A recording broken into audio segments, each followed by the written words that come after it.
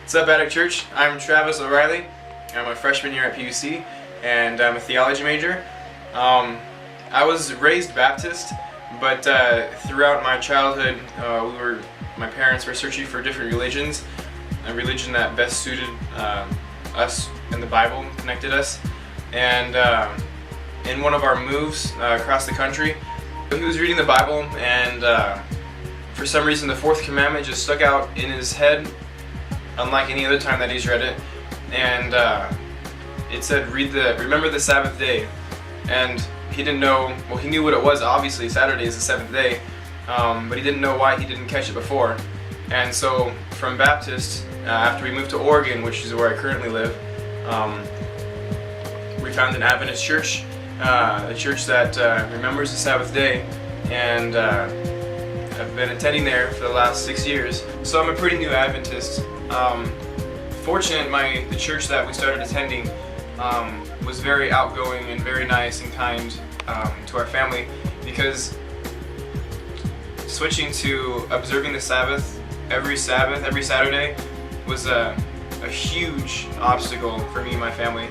I used to love playing, I still love playing games, sports, but most of the tournaments and most of the games were on Saturday, and I felt bad for going to them.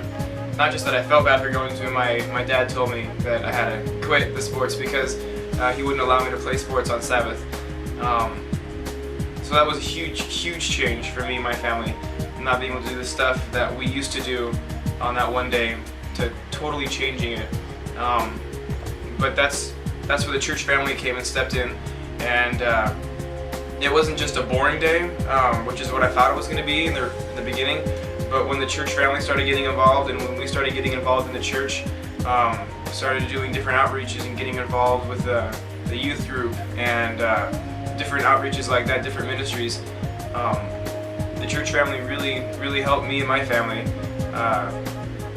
get involved and not just do nothing on Sabbath, not just rest and what I thought literally meant don't do anything on Sabbath, observing it, to following God and furthering His ministry. So when I was little, when I was younger, in the Adventist church, my parents got pretty creative in ways to observe the Sabbath, because, well, first, my typical Sabbath, we woke up, went to Sabbath school, then church, and of course followed by the amazing Adventist potluck. And after potluck, we usually went home if there wasn't some sort of ministry going on or outreach after church. We went home, and since we were new to the things, I still wanted to watch TV on Sabbath, but my mom and my dad both didn't want me or my brother or my sister to watch just regular TV on the Sabbath, and so they devised creative schemes to, well, for instance, we could only watch Animal Planet on Sabbath. And then we started not wanting to watch TV, my brother, sister, and I, and we started wanting to play games.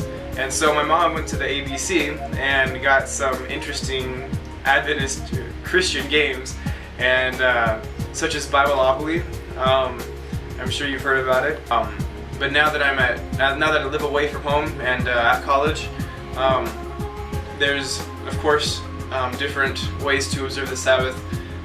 For instance, I don't have TV up here, so that's not an issue on the Sabbath, and don't have any board games, so that's not an issue either.